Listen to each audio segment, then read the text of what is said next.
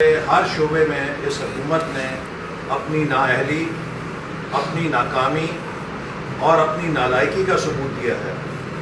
Corona وبا کے محاذ پر بھی اس حکومت نے پاکستان کے عوام کو کرونا کے رحم و کرم پہ چھوڑ دیا ہے۔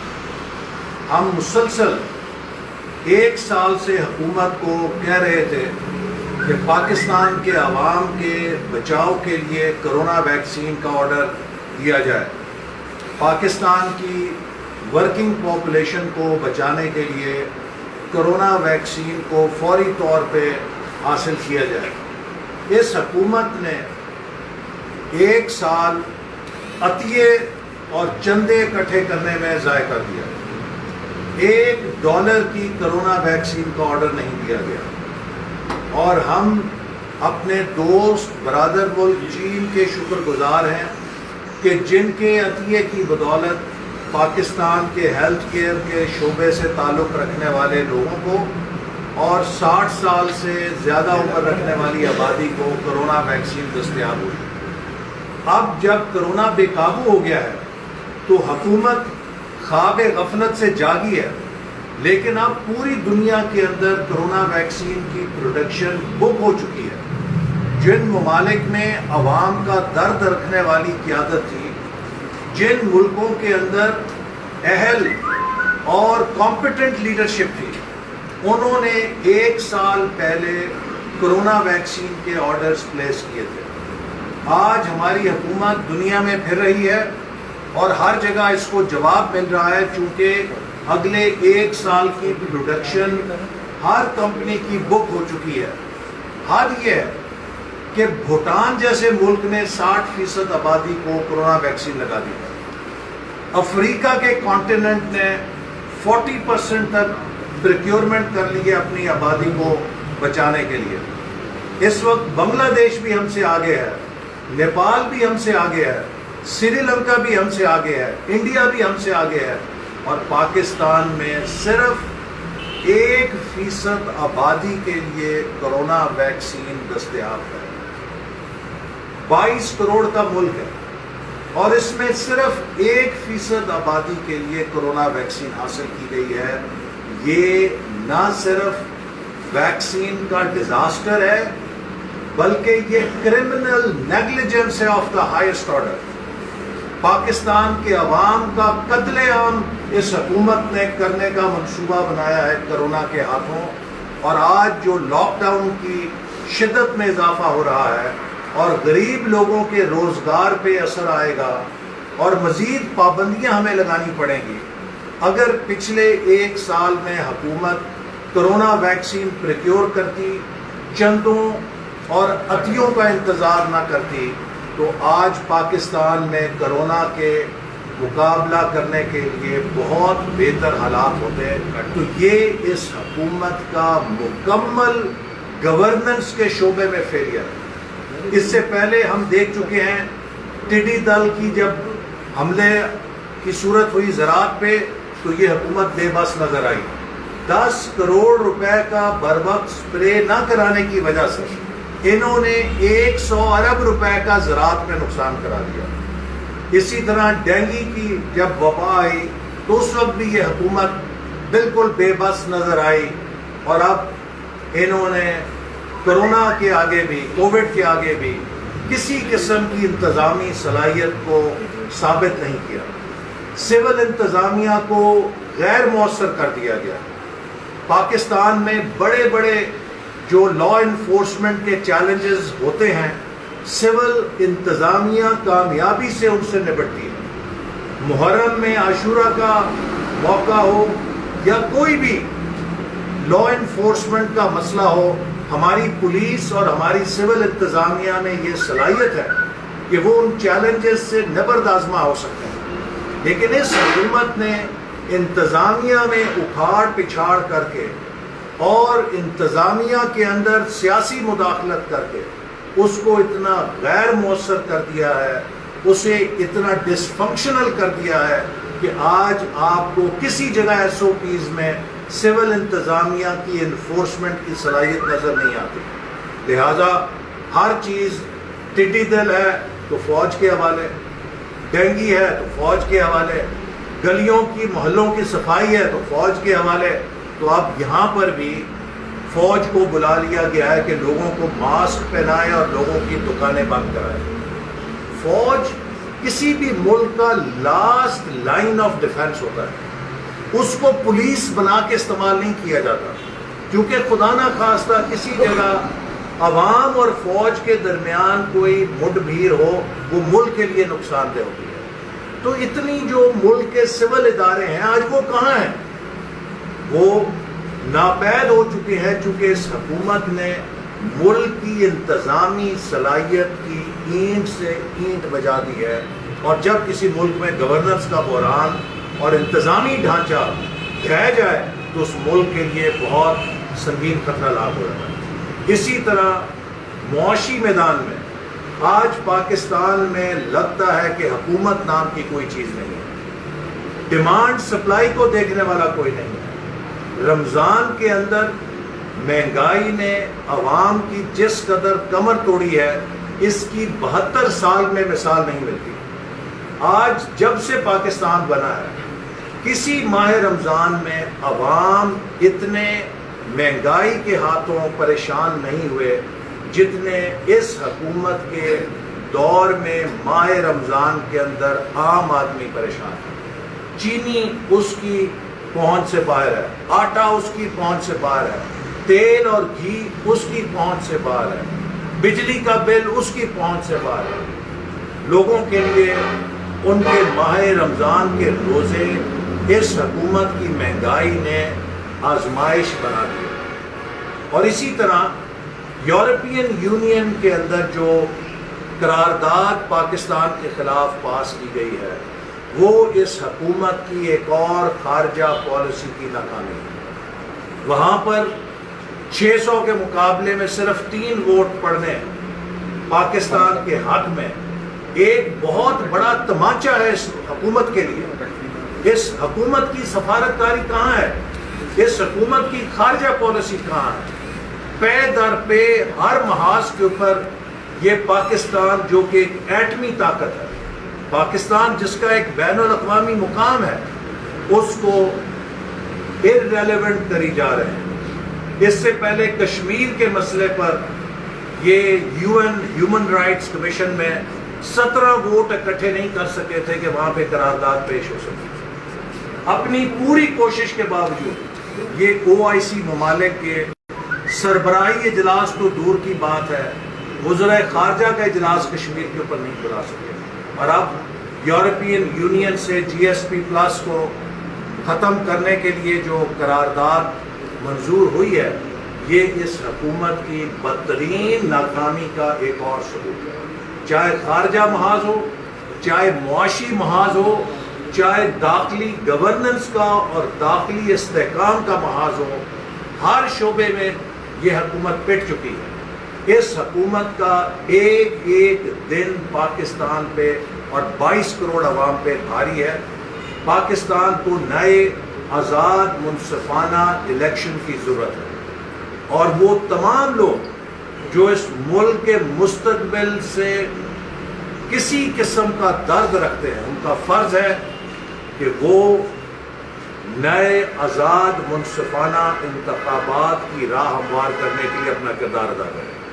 اور میں PTI کے بھی اراکین اسمبلی جو اپنے دل میں اس ملک کا درد رکھتے ہیں، جو اس ملک کے عوام کا درد رکھتے ہیں، ان سے اپیل کروں گا کہ اب وقت آ گیا ہے کہ آپ بھی فیصلہ کریں کہ آپ نے عمران نیازی کی نااہلی، ناکامی اور نالائکی کا بوجھ اٹھا کے پاکستان کو مزید نقصان پہنچانا ہے یا آپ نے پاکستان کو بچانا ہے. یقیناً ہر کسی کے لیے اپنی پارٹی سے وفاداری، ہر کسی کے لیے اپنے نظریے سے وفاداری مقدم ہے، لیکن اس نظریے اور اس محبت کا یہ تقاضا نہیں ہے کہ آپ اندھی سحر پسندی، شخصی سحر پسندی کے اندر مبتلا ہو کے मुल्क को तबाह हो लेने दें। आज पाकिस्तान के अंदर नए इंतखाबात के लिए हम सबको मिलकर किरदार अदा करना पड़ेगा, और नए इंतखाबात के लिए जिन इस्लाहात की ज़रूरत है उसके लिए मैं हुकूमत को अपील करूँगा कि अगर आप संजीदा हैं तो अपना पैकेज इलेक्शन कमीशन को भेजें और इलेक्शन कमीशन तमाम सियासी जमातों को दावत दे ताकि आइंदा इंतखाबात की इस्लाहात के लिए कौमी इत्तफाक राय पैदा हो, और जो भी कौमी इत्तफाक राय पैदा होगा उसके ऊपर अपोजिशन कानून साजी के लिए तैयार होगी। लेकिन इस हुकूमत की किसी भी इनिशिएटिव को हम बदएतमादी की निगाह से देखते हैं। 3 साल तक आपको इंतखाबी इस्लाहात याद नहीं आई। जब हमने कमेटी बनाई है कि 2018 के इंतखाबात की शिकायतों का अजाला किया जाए, उसमें आपको इंतखाबी इस्लाहात याद नहीं आई। अब जब आप पे दर पे नौशहरा में हार गए, डस्के में हार गए, वजीराबाद में हार गए, बलोचिस्तान में हार गए, सिंध में हार गए, हर सूबे में इंतखाबात हार रहे हैं, तो एकदम आपको इलेक्ट्रॉनिक वोटिंग याद आ गई है। ये इलेक्ट्रॉनिक वोटिंग नहीं है, ये इलेक्ट्रॉनिक धांधली का मंसूबा है जिसको हम कामयाब नहीं होने देंगे। आप हुकूमत की सरपरस्ती में इलेक्ट्रॉनिक मशीनें या वोटिंग के जो फार्मूले बना रहे हैं, हम सब जानते हैं कि इनके पीछे क्या साजिशकार फरमा है। एक नया RTS के धांधली का मंसूबा आप तैयार कर रहे हैं। जैसे RTS सिस्टम से नताइज बदले गए थे, इसी तरह इलेक्ट्रॉनिक वोटिंग का भी एक नया ड्रामा खड़ा किया है आपने, ताकि अगले इलेक्शन में लैपटॉप के जरिए धांधली हो, कहीं दूर जाने की जरूरत ना हो।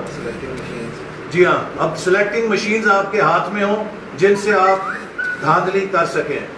अमेरिका की हर यूनिवर्सिटी में, स्टैनफोर्ड यूनिवर्सिटी में, MIT में, यूनिवर्सिटी ऑफ मिशिगन में, बेशुमार यूनिवर्सिटियों में मकाले लिखे जा चुके हैं कि किस तरह इलेक्ट्रॉनिक वोटिंग मशीनें महफूज नहीं है। इनके सॉफ्टवेयर के जरिए कोई भी इनको हैक कर सकता है या इनके अंदर बग डाला जा सकता है जिससे नताइज पे असरअंदाज हुआ जा सकता है।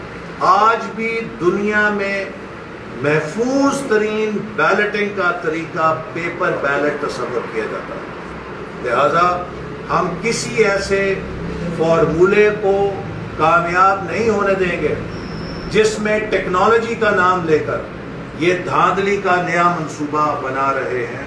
उसका हम मुकाबला करेंगे, और अगर इंतखाबी इस्लाहात पे आप संजीदा हैं तो हम आपको पेशकश करते हैं कि अपनी तजावीज़ आप इलेक्शन कमीशन को भेजें। इलेक्शन कमीशन तमाम सियासी जमातों को बुलाए और कौमी इत्तफाक राय के ज़रिए इंतखाबी इस्लाहात के पैकेज को मुरतब किया जाए। लेकिन हुकूमत की सरपरस्ती में जो भी काम होगा वो मशकूक होगा, वो धांधली का मंसूबा होगा, और हमें हुकूमत के ऊपर अब कोई एतमाद नहीं है, क्योंकि हुकूमत ने साबित किया है कि ये इंक्लूसिव गवर्नेंस नहीं कर सकते, ये यकजहती नहीं कायम कर सकते, ये कौमी इत्तफाक राय नहीं कायम कर सकते, ये सिर्फ इंतकाम ले सकते हैं, झूठी कार्रवाइयाँ कर सकते हैं। तो इसलिए हुकूमत के हर मंसूबे के अंदर कोई ना कोई चाल या कोई ना कोई ऐसा फरेब छुपा होता है जिससे वो धांधली का नया मंसूबा बना रही होती है। और आखिर में कराची का जो इलेक्शन है उसने साबित कर दिया है कि मुस्लिम लीग नून की पुश्त पे ना वफाकी हुकूमत थी ना सूबाई हुकूमत थी, फिर भी कराची के अवाम ने मुस्लिम लीग नून को कामयाब किया और 2 घंटे के लिए नताइज रुके, और उसके बाद फिर जैसे 2018 में 600-650 वोटों से हराया गया था, उसी तरह 600-650 वोटों का दोबारा फर्क निकल गया। हमने उसकी फॉरेंसिक ऑडिट की दरख्वास्त दी है, रिकाउंटिंग की दरख्वास्त दी है, और हम उम्मीद PKM کو بھی آزما لیا ہے, کراچی نے پیپلز پارٹی کو بھی آزما لیا ہے. اب کی بار کراچی اب مسلم لیگ نون کے ساتھ کھڑا ہے اور کھڑا ہوگا, اس لیے کہ مسلم لیگ نون نے کراچی کو امن دیا اور مسلم لیگ نون ہی کراچی کو ترقی دے گی. جیسے مسلم لیگ نون نے لاہور کی تعمیر کی, اسی طرح انشاءاللہ تعالی مسلم لیگ نون کراچی کی تعمیر کرے گی, کراچی کے عوام کو پانی فراہم کرے گی, کراچی کے عوام کو صاف ستھرا شہر فراہم کرے گی اور کراچی کے عوام کو روزگار فراہم کرے گی. سر آپ کیا سمجھتے ہیں کہ وزیر اعظم نے کہا کہ میں اسمبلیاں بھی توڑ سکتا ہوں, کراچی کو کلین سویپ کرے گی؟ مسلم لیگ نون اگلے الیکشن میں کراچی سے بھی جیتے گی اور سندھ کے اندر سے بھی جیتے گی. اندرون سندھ سے بھی انشاءاللہ تعالی مسلم لیگ نون کی آواز گونجے گی, کیونکہ اندرون سندھ کے عوام بھی اس ترقی کا خواب دیکھ رہے ہیں جو مسلم لیگ نون نے پنجاب میں کر کے دکھائی ہے. اندرون سندھ کے نوجوانوں کو بہترین تعلیم, بہترین صحت اور بہترین روزگار کے مواقع مسلم لیگ نون کے اکنامک پروگرام کے ذریعے ہی مل سکتا ہے. سر وزیر اعظم نے جو کہا ہے کہ میں اسمبلیاں بھی توڑ سکتا ہوں, اس کے حوالے سے یہ کیا یوں کرتا ہے؟ دیکھیے, وزیر اعظم میں کبھی اتنی ہمت نہیں ہوگی کہ وہ اسمبلیاں توڑ سکیں, کیونکہ انہیں معلوم ہے کہ جس دن انہوں نے اسمبلیاں توڑیں اس کے بعد ان کا احتساب ہوگا اور ان کو نیب کے سامنے پیش ہونا پڑے گا. ان کو چینی مافیا, آٹا مافیا, ڈرگز مافیا اور تیل مافیا اور BRT اور دیگر تمام سکینڈل جو PTI کے ہیں ان کے لیے انہیں بھی اسی طرح جواب دینا پڑے گا جیسے وہ جھوٹے کیسوں میں ہمیں جیلوں میں بھیجتے تھے. تو لہذا عمران صاحب کی تو پکنک لگی ہوئی ہے, وہ تو سرکاری پکنک کے اوپر ہیں, تو اپنی سرکاری پکنک کیوں ختم کریں گے؟ وہ حکمرانی نہیں کر رہے, فیصلے تو کہیں اور کسی کے اوپر بوجھ پڑا ہوا ہے. حکومت کا بوجھ تو کسی اور نے اٹھا رکھا ہے, اگر وہ نہ اٹھایا ہوتا تو پتہ نہیں آج کیا حال ہوتا. عمران صاحب تو دورے کرتے ہیں, پکنک کرتے ہیں, سرکاری جہازوں کو استعمال کرتے ہیں اور پروٹوکول انجوائے کرتے ہیں. بنی گالا سے PM آفس تک ہیلی کاپٹر کی جو ٹیکسی سروس ہے 60 پیسے فی کلومیٹر کی, اس کی سیر کرتے ہیں. تو ان کا تو یہی کام ہے. سر آپ کا نام بھی ECL میں ڈالنے کا فیصلہ کیا گیا ہے, اور سر سیکنڈلی یہ چیز کہ مسلم لیگ نون کے ساتھ PTI کے کچھ MLA اور MPA روابط میں ہیں, اور نیکسٹ الیکشن میں کیا وہ جو اگر لوگ آتے ہیں تو کیا مسلم لیگ نون ان کو ٹکٹ جاری کرے گی؟ سر آپ کے پاسپورٹ کا ایشو جو تھا وہ دیکھیے, میرا پاسپورٹ پہلے ہی نیب نے اپنی تحویل میں رکھا ہوا ہے اور پاسپورٹ کے بغیر کوئی بیرون ملک نہیں جا سکتا. تو اب جو ECL پہ نام ڈالنا ہے مجھے نہیں سمجھ آئی کہ اس کا کیا مقصد ہے. میں نے تو پوچھا ہے کہ نالائکوں کہیں میرا پاسپورٹ تو نہیں گم کر دیا جو اب ECL